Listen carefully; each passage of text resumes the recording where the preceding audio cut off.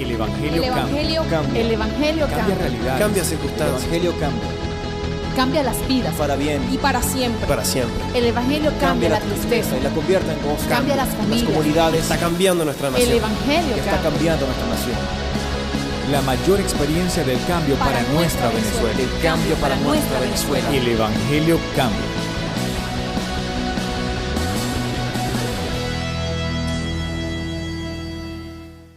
La predicación de Jesús es fundamental para el asunto del desarrollo de la iglesia.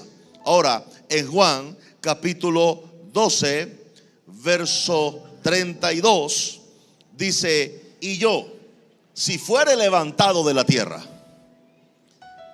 a todos atraeré a mí mismo. Mire que Jesús es categórico en el asunto de decir: si ustedes quieren que la gente venga a mí, levántenme a mí. Ahora, si ustedes quieren que la gente vaya a ustedes, hablen de su doctrina, hablen de sus normas, hablen de sus mandamientos. Pero si ustedes quieren que la gente venga a mí, solo levántenme y yo mismo los atraeré. Wow, qué poderoso eso. ¿Alguien dice amén a eso? Muéstrenme. Jesús no tiene problemas de autoestima. Él sabe que puede atraer a él a muchos. ¿Subrayó esa palabra? Oh, me gusta esa palabra. ¿Cómo dice? ¿No lo diga? ¿A muchos o a poco? Esto es por lo que dicen que Dios solamente va a salvar un pequeño remanente. No. Déjese de esa doctrina sectarista. Él vino a salvar el mundo. Si Jesús vino a salvar el mundo, potencialmente debo yo pensar que Jesús piensa salvar el mundo. No, escuché, amén, es aquí. Jesús dijo: yo he venido a salvar al mundo. Entonces, si Jesús vino a salvar al mundo, ¿por qué yo no puedo pensar que Jesús va a salvar al mundo? Prepárense para que muchos sean salvos. Yo dije: prepárense para que muchos sean salvos. No pensemos nosotros que la gente por venir o no venir a la iglesia son salvas, porque eso no es un requisito en mi Biblia. En mi Biblia dice solo que si confesares con tu boca que Jesús es el Señor y creyeres en tu corazón que Dios le levantó de entre los muertos, serás salvo. Qué sencillo. Nosotros lo complicamos. No tiene que hacer clase de catecúmeno, bautizarse, hacer los cursos de esto, de aquello, de lo otro, ponerse la Biblia bajo el brazo como desodorante, vestirse así, no maquillarse o hacerte esto, aquello, o ponerse esto. Nosotros se lo complicamos. Entonces la gente dice: bueno, yo quiero a Jesús, pero no quiero a los que dicen que lo tienen. Porque uno llega a la iglesia y lo menos que le hablan a uno es de Jesús. Sino que quítate eso, pon esa falda, quítate esa falda, póngase esto, la falda más larga, esa pintura es mucha, el cabello. Tonterías. Todas esas cosas se las van a comer los gusanos. Jesús no vino para salvar la carne de nadie, sino el alma. Y eso es importante que lo entendamos.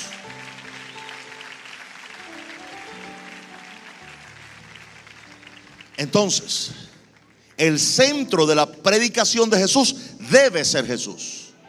Nadie puede dimensionar todavía el asunto de salvar el alma y que no vaya al infierno. Todavía eso la gente no lo dimensiona. Tendría que estar una eternidad en el infierno para dimensionar que pudo haberse salvado en la tierra. Así que la vida en la tierra es la única oportunidad que tiene un alma de ser salva. ¿Usted lo puede ver con esa urgencia?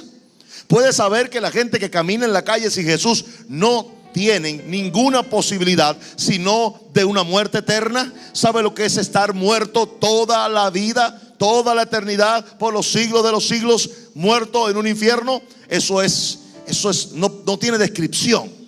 Y que solamente con la predicación de Jesús en su boca hacia una persona, usted puede desviarlo del infierno y redireccionarlo al cielo. ¿Alguien dice amén? Usted puede hacerlo con sus amigos, usted puede hacerlo con su familia, usted puede hacerlo con su comunidad y podremos hacerlo con un país. Pero no podemos ver la predicación de Jesús como una cosa que puedo o tal vez no puedo. Debe ser la prioridad de todo creyente. ¿Oyó lo que acabo de decir? Entonces no entiendo por qué seguimos enfrascados en la decisión de si es o no es Jesús atractivo para la gente. Lo es. Lo que no atrae a la gente son las normas de una iglesia. Lo que no atrae a la gente son los dogmas de una iglesia. Lo que no atrae a la gente son las doctrinas y las imposiciones de hombres a la gente. Pero Jesús sí es atractivo para la gente. Y si usted no puede creer que Jesús es atractivo, entonces a usted le parece a Jesús feo. Perdóneme que yo sea tan extremo, pero tengo que serlo. Tengo que serlo. Jesús no tiene problemas de autoestima. Él dice: yo los atraigo a todos, a muchos, a mí. ¿Qué tiene que hacer usted? Predique a Jesús. Tiene que estar a su lado, hermano. Predica a Jesús. Ay, es que yo no sé. Mire, le voy a hacer un desafío.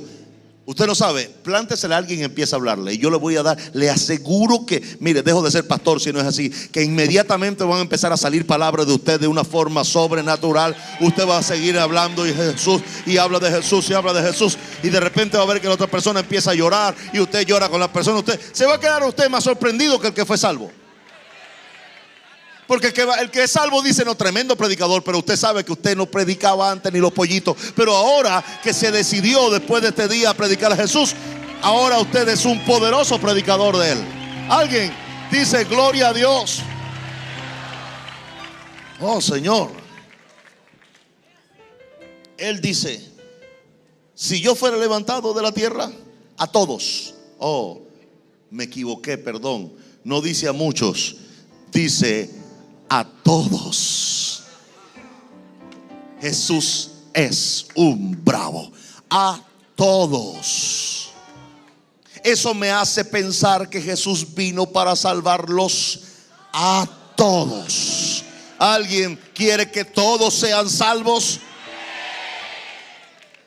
Mire qué diferencia del sistema religioso que dice: nosotros nada más somos salvos. Nosotros aquí en este localcito somos los únicos que somos salvos, pero allá en la calle todos se van para el infierno. Egoísta, hasta diabólicos son, porque le están dando la victoria al diablo. No, Jesús dijo: oh, me gusta, Señor. Yo no sé dónde saqué yo a muchos. Bueno, siempre he visto muchos, pero no leí que eran todos. Jesús dice eso: levántenme a mí, predíquenme a mí, que yo atraigo a mí a todos. ¿Por qué yo no puedo pensar que Jesús quiere salvar a todos en Venezuela? Yo dije: todos en Venezuela van a ser salvos. Cuando usted levanta a Jesús, Él atrae a todos a usted. Pero en Efesios capítulo 1 verso 23 dice, hablando de Jesús y de la iglesia, la cual es su cuerpo.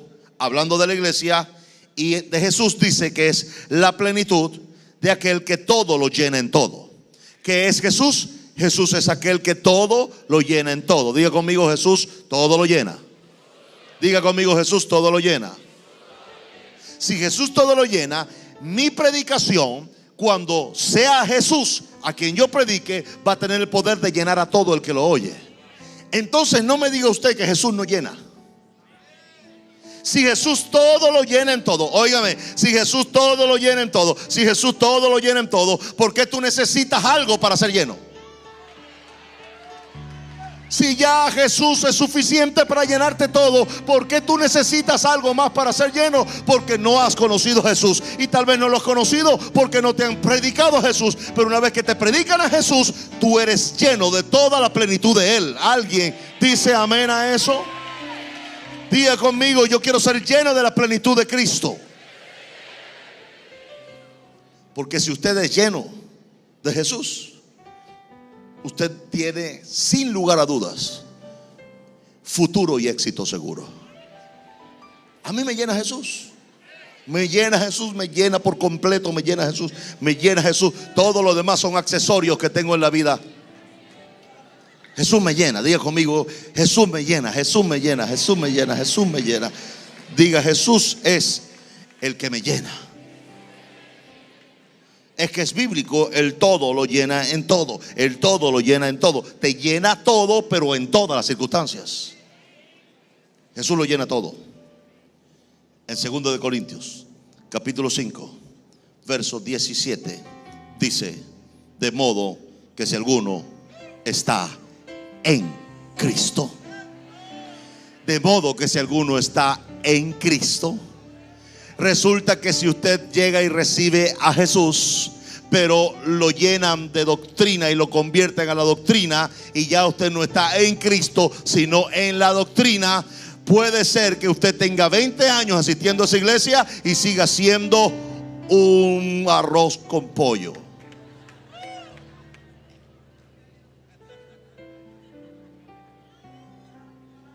Es decir, nada de valor eterno ocurrió en su corazón, más que el deseo que usted tuvo de vivir de alguna manera para aquel que usted recibió, que se llama Jesús. Pero sin quererlo, tal vez, entonces usted empezó a formar parte de toda una confabulación humana y horizontal, y entonces lo llenaron de doctrinas y lo alejaron de Jesús y lo acercaron a la doctrina. Ahora usted todo lo juzga por la doctrina y nunca por su relación con Jesús. El error de esto es que usted empieza a caminar en un parámetro humanista, no cristiano.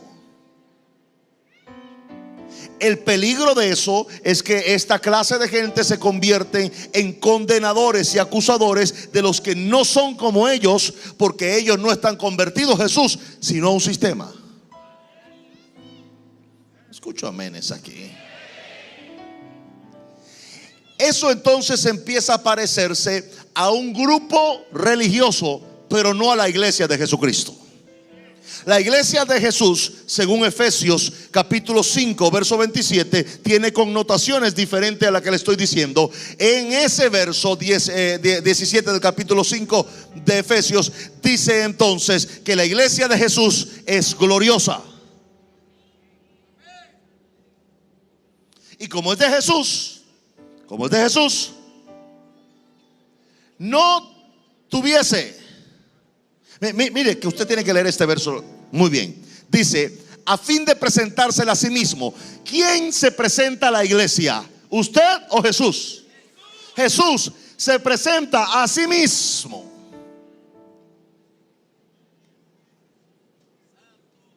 ¿Por qué? Usted no es el, ¿cómo llamarle? El cupido, el alcahueta, o como usted quiera. Usted no tiene la responsabilidad de llevarle la iglesia a Jesús y presentársela, porque la iglesia nunca es suya. La iglesia siempre es de Jesús. Oh, es que tengo que edificar la iglesia. Equivocado. Él dijo: yo edificaré a mi iglesia. Ese es el problema, pastores y líderes, que queremos usurpar a Jesús, cuando Él dijo: yo mismo edificaré mi iglesia, y si yo la edifico, las mismas puertas del infierno no prevalecerán contra ella. Jesús diseñó una iglesia que tiene absoluta autoridad sobre Satanás y sus obras. Eso indica entonces que el hermosear, ataviar a la iglesia no es cosa del pastor, es cosa de Jesús. Y si el pastor o líder predica a Jesús, él mismo se va a presentar a la iglesia y presentársela a sí mismo. ¿Y qué clase de iglesia se presenta Jesús a sí mismo? ¿Una iglesia que da lástima? ¿Una iglesia cómo? ¿Cómo la iglesia? Gloriosa.